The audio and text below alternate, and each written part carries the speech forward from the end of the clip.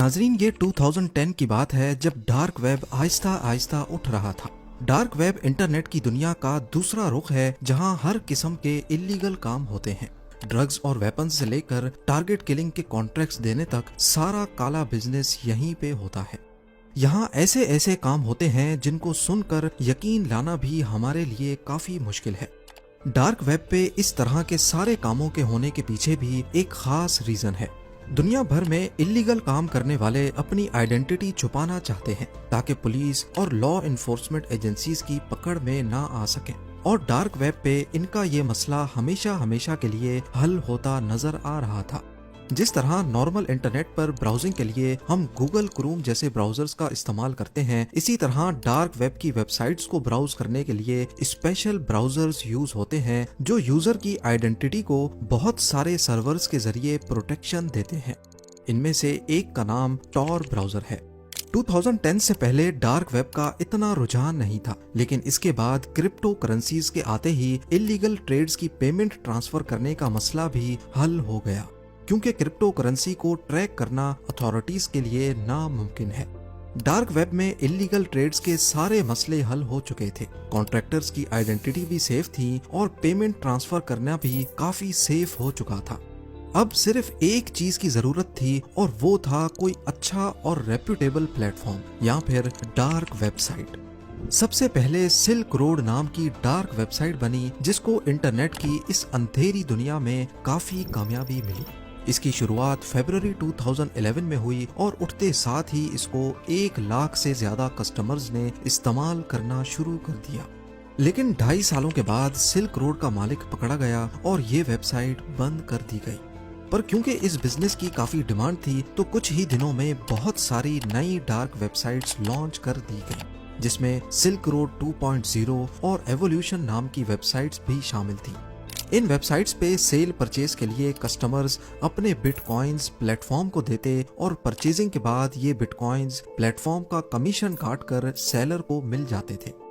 अब क्योंकि यहाँ होता ही सारा ब्लैक बिजनेस है तो अक्सर वेबसाइट ऑपरेटर्स कस्टमर्स के सारे पैसे लेकर वेबसाइट बंद करके भाग जाते थे, जिसको एग्जिट स्कैम्स भी कहते हैं। वैसे ही ना उनको कोई जानता था और फिर डार्क वेब की वजह से उनको ट्रेस करना भी एक नामुमकिन काम था। लिहाजा एग्जिट स्कैम्स की सूरत में ड्रग डीलर्स सिंपली दूसरे प्लेटफॉर्म्स पे शिफ्ट हो जाते थे। डार्क वेब के शुरुआती सालों में यहाँ बहुत घपले होते रहे। एग्जिट स्कैम्स, प्लेटफॉर्म ओनर्स का पकड़ा जाना और हैकिंग बहुत कॉमन थी। यहाँ एक रेप्यूटेबल और ट्रस्टेड प्लेटफॉर्म की जरूरत थी और यही वो वक्त था जब 2014 में डार्क वेब पर अल्फा बे नामी डार्क वेबसाइट लॉन्च हुई। इसे लॉन्च करने वाले शख्स का ना नाम किसी को पता था, ना ही उसकी लोकेशन। वो अपने आप को अल्फा 02 के नाम से आइडेंटिफाई करवाता था। शुरुआत में अल्फा बे पर सिर्फ चोरी शुदा क्रेडिट कार्ड्स की इंफॉर्मेशन बिकती थी, लेकिन बाद में यहाँ दूसरे भी प्रोडक्ट्स की सेल परचेज शुरू हो गई, जैसा कि मनी लॉन्ड्रिंग और ड्रग्स। कुछ चीजें ऐसी थीं जिनको अल्फा बे पर ट्रेड करने की परमिशन नहीं थी, चाइल्ड अब्यूज और चोरी किए गए रशियन बैंक अकाउंट्स की डिटेल्स। पर ऐसा क्यों था? शायद alpha 02 Russian law enforcement agency से पंगा नहीं लेना चाहता था, या फिर वो यूएस लॉ इन्फोर्समेंट एजेंसीज को ये दिखाना चाहता था कि वो रशिया से बैठकर ये चला रहा है, ऑफ कोर्स जहां यूएस का होल्ड नहीं है। पहले ही साल में अल्फा बे ने डार्क वेब पर अपने पैर जमाना शुरू कर दिए। एक ही साल में यहाँ 2 लाख कस्टमर्स और 40,000 से ज्यादा सेलर्स अपना ब्लैक बिजनेस सुकून से करने लगे। 2017 तक अल्फा बे पर 3 लाख से ज्यादा आइटम्स लिस्ट हो चुके थे और रोजाना करीब $5 लाख की सेल्स भी होने लगी। अल्फा 02 जिसको कोई भी नहीं जानता था, वो इन सेल से महीने में $6 लाख कमाने लगा और देखते ही देखते डार्क वेब की दुनिया का अकेला बादशाह बन गया। अल्फा बे डार्क वेब की सबसे बड़ी मार्केट प्लेस बन चुकी थी, जिसने डीलर्स और कस्टमर्स के बीच अपना ट्रस्ट लेवल बना दिया था। इस सब के बीच दुनिया भर की लॉ इन्फोर्समेंट एजेंसीज अल्फा 02 की असल पहचान जानने की कोशिशें कर रही थी, पर ताहाल अभी तक नाकाम रही।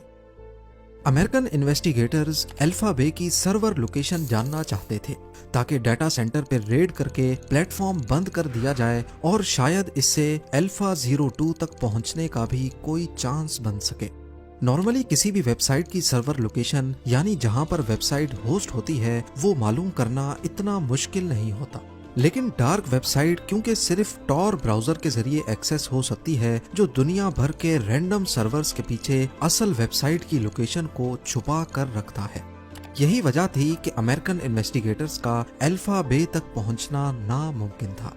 लिहाजा वो अल्फा बे पर नॉर्मल यूजर बनकर ड्रग्स खरीदने लगे, इस उम्मीद में कि ड्रग डीलर कभी कोई गलती करे तो हम उस तक पहुंच सकें। पर इससे तो सिर्फ ड्रग डीलर पकड़ा जाएगा, जबकि अथॉरिटीज को तलाश थी अल्फा बे के मास्टरमाइंड अल्फा 02 की, जो इस मामले में काफी एहतियात कर रहा था। उसको इस अंधेरी दुनिया में बचे रहने के सारे गुण मालूम थे।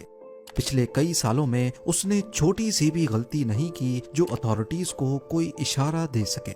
लेकिन फिर 2017 में अथॉरिटीज को अल्फा 02 तक पहुंचने का एक सुराग मिल ही गया। DEA यानी ड्रग लॉ इन्फोर्समेंट एजेंसी के एक ऑफिसर रॉबर्ट मिलर अल्फा 02 की तलाश में कंप्यूटर के सामने बैठे थे कि अचानक उनको एक ईमेल रिसीव हुई। इस ईमेल में अल्फा 02 के बारे में कुछ लिखा था और ईमेल भेजने वाला कोई नामालूम शख्स था। अब ये तो आप सबको पता होगा कि नॉर्मली जब भी किसी वेबसाइट पर रजिस्टर किया जाए तो एक वेलकम ईमेल आती है।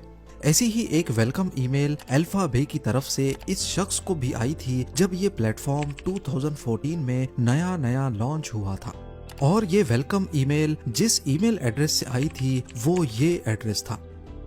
हालांकि बाद में ये गलती फिक्स कर दी गई, लेकिन टिप देने वाले ने ये रियल ईमेल एड्रेस सेव करके रखा था जो उसने DEA के ऑफिसर रॉबर्ट मिलर के साथ ईमेल पे शेयर किया। ईमेल करने वाला शख्स कौन था? आया वो अल्फा बे का कोई कॉम्पिटिटर था, कोई कस्टमर या फिर कोई ड्रग डीलर? इससे कोई फर्क नहीं पड़ता क्योंकि अब DEA को अल्फा 02 की सबसे पहली और सबसे इम्पोर्टेंट इंफॉर्मेशन मिल चुकी थी, जो उनके लिए एक बहुत बड़ी कामयाबी थी। इस ईमेल एड्रेस को इस्तेमाल करके बहुत से सोशल मीडिया प्लेटफॉर्म्स पर साइन अप किया गया था। Skyrock.com एक फ्रेंच सोशल मीडिया प्लेटफॉर्म था जिस पर इसी ईमेल एड्रेस के जरिए एलेक्स नाम से साइन अप किया गया था और इन्वेस्टिगेशन टीम को इसमें एलेक्स की 2008 और 2009 की फोटोज भी मिल गईं, जो कि शायद अल्फा 02 की ही थी। इसी ईमेल एड्रेस से एक डेटिंग प्रोफाइल भी लिंक्ड थी जिसमें एलेक्स ने अपना होम टाउन थ्वा रिविये का नाम भी लिखा हुआ था, जो कि कनाडा का एक शहर है। 2008 की इस प्रोफाइल के मुताबिक उस वक्त वो 17 सालों का था और शायद ईमेल एड्रेस में 91 उसका ईयर ऑफ बर्थ ही है। इसी ईमेल को इस्तेमाल करके 2008 में ही उसने एक फ्रेंच टेक्नोलॉजी फोरम पे भी पोस्ट किया था जिसमें उसका यूजर नेम अल्फा 02, जबकि पोस्ट के आखिर में उसका असल नाम लिखा हुआ था अलेक्जेंड्री केजेस। अथॉरिटीज के पास अल्फा 02 का असल नाम आ चुका था, लेकिन वो है कहां पर? लिंक्डइन की प्रोफाइल पर अलेक्जेंड्री ने खुद को सॉफ्टवेयर डिजाइनर शो किया हुआ था, जबकि उसकी करंट लोकेशन के बारे में सबसे बड़ा क्लू फेसबुक से मिला। अथॉरिटीज को फेसबुक पर थाईलैंड की एक लड़की की प्रोफाइल मिली जो अलेक्जेंड्री की मंगेतर थी। शायद अलेक्जेंड्री केजेस थाईलैंड में ही रहता होगा। इस टिप की मदद से अमेरिकन अथॉरिटीज बैंकॉक पहुंच गईं और थाईलैंड अथॉरिटीज के साथ मिलकर उन्होंने ये मालूम कर लिया कि अलेक्जेंड्री ने बैंकॉक में कई प्रॉपर्टीज खरीद रखी हैं। ये वक्त उसको पकड़ने का नहीं बल्कि चुपके से उस पर नजर रखने का था। उसका एक विला था जहां वो अपनी थाई बीवी के साथ रहता, दूसरा $3 मिलियन का मेंशन बैंकॉक के बाहर था जहां वो अपनी अयाशियां करता था। फुकेट में एक हॉलिडे होम और एक विला वो साइप्रस में खरीदने वाला था। एजेंट्स ने उसकी सारी हरकतों पर नजर रखना शुरू कर दी। वो अपनी लैम्बोर्गिनी में बैंकॉक घूमता, इस बात से बिल्कुल बेखबर कि थाईलैंड, अमेरिका और कनाडा के एजेंट्स उसका पीछा कर रहे हैं। अपनी रोजमर्रा जिंदगी में डार्क वेब का किंग एक नॉर्मल इंसान था। वो सुबह जल्दी उठता और तकरीबन सारा दिन घर में ही रहता था।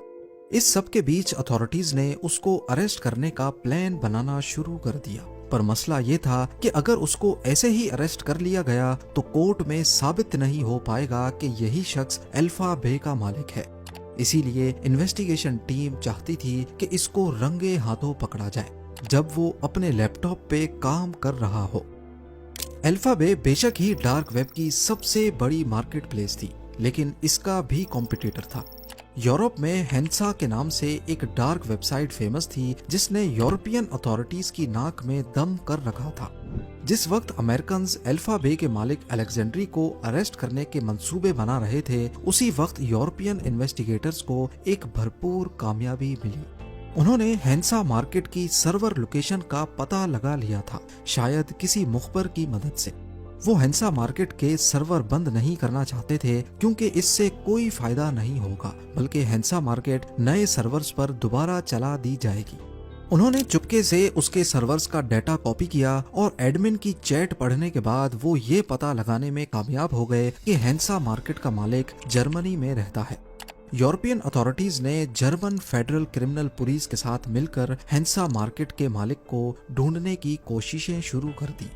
इसी दौरान अमेरिका की FBI ने यूरोपियन अथॉरिटीज को बताया कि वो अल्फा 02 को अरेस्ट करके अल्फा बे बंद करने जा रहे हैं। अमेरिकन, यूरोपियन और जर्मन अथॉरिटीज समेत टोटल 7 मुल्कों की एजेंसीज ने इस ऑपरेशन को एक नया रंग देना चाहा, जिसको ऑपरेशन बेयोनेट का नाम दिया गया। प्लान के मुताबिक यूरोपियन अथॉरिटीज ने FBI को कहा कि वो अल्फा 02 को तब तक अरेस्ट ना करें जब तक हम यूरोप की हेंसा मार्केट पर अपना कंट्रोल हासिल ना कर लें। ये एजेंसीज का काफी चालाक फैसला था।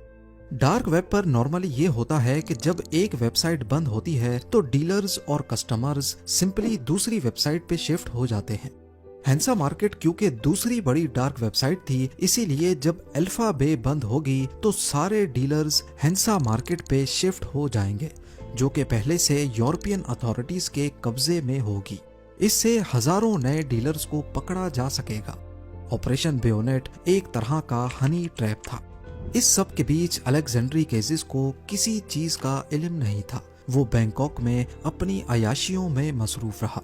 20 जून 2017 को मिशन का पहला हिस्सा कामयाब हो गया। यूरोपियन अथॉरिटीज ने एक ही वक्त में हेंसा मार्केट के डाटा सेंटर को नीदरलैंड्स में रेड किया और उसी वक्त जर्मन अथॉरिटीज ने जर्मनी के शहर सीगिन और कोलोन में उनके मालिकान को भी अरेस्ट किया, लेकिन ये खबर पब्लिक नहीं की गई। हेंसा मार्केट अब यूरोपियन अथॉरिटीज के कंट्रोल में थी और इस बात का डार्क वेब पर किसी को भी इल्म नहीं था। उधर बैंकॉक में मिशन का दूसरा पार्ट यानी अलेक्जेंड्री केजिस को अरेस्ट करने की तैयारियां शुरू हो गई। DEA, FBI और थाई अथॉरिटीज चाहती थी कि अलेक्जेंड्री को रंगे हाथों पकड़ा जाए जब उसका लैपटॉप और उसका मोबाइल खुला हुआ हो। इसी मकसद से उन्होंने टोयोटा कैमरे में अपनी एक फीमेल एजेंट को बिठाकर टास्क दिया कि वो अलेक्जेंड्री के विला पर जाकर झूठ मूठ का एक्सीडेंट करे और गाड़ी उसके गेट पे ठोक दे। इससे होगा ये कि अंदर मौजूद अल्फा 02 या अलेक्जेंड्री अचानक अपना सब कुछ खुला छोड़कर बाहर निकलेगा। खुशकिस्मती से वैसा ही हुआ जैसा प्लान किया गया था। 5 जुलाई 2017 की सुबह को जब टोयोटा कैमरे अल्फा 02 के गेट से टकराई तो वो खुला लैपटॉप छोड़कर अपना अनलॉक्ड मोबाइल लेकर बाहर निकला। उसी वक्त कई ऑफिसर्स ने उसको पकड़ लिया और अंदर जाकर उसके लैपटॉप का कंट्रोल संभाल लिया, जिसमें अल्फा बे का कंट्रोल पैनल खुला हुआ था। अलेक्जेंड्री केजिस रंगे हाथों पकड़ा जा चुका था। अथॉरिटीज ने लैपटॉप की छानबीन के बाद उसके सारे पासवर्ड्स कॉपी कर लिए। उसकी गाड़ियां, प्रॉपर्टीज और $1 मिलियन की क्रिप्टो करेंसीज जब्त कर ली गई। पर यही अलेक्जेंड्री कोर्ट में पेश होने से पहले ही मरने वाला था। अलेक्जेंड्री को अरेस्ट हुए अभी एक हफ्ता ही गुजरा था कि उसने कस्टडी में ही खुद को पंखे से लटकाकर अपनी जान ले ली। सिर्फ एक छोटी सी गलती डार्क वेब के किंग का सब कुछ बल्कि उसकी जान भी ले गई।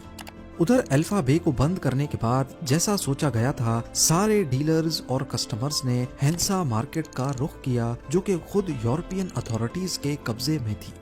हजारों नए डीलर्स भी पकड़े गए और हफ्ते बाद हेंसा मार्केट को भी हमेशा हमेशा के लिए बंद कर दिया गया। उसी दिन यूएस जस्टिस डिपार्टमेंट ने ऑफिशियली इस ऑपरेशन के बारे में प्रेस कॉन्फ्रेंस की और डार्क वेब के 2 बड़े प्लेटफॉर्म्स को बंद करने की खबर मीडिया से शेयर की।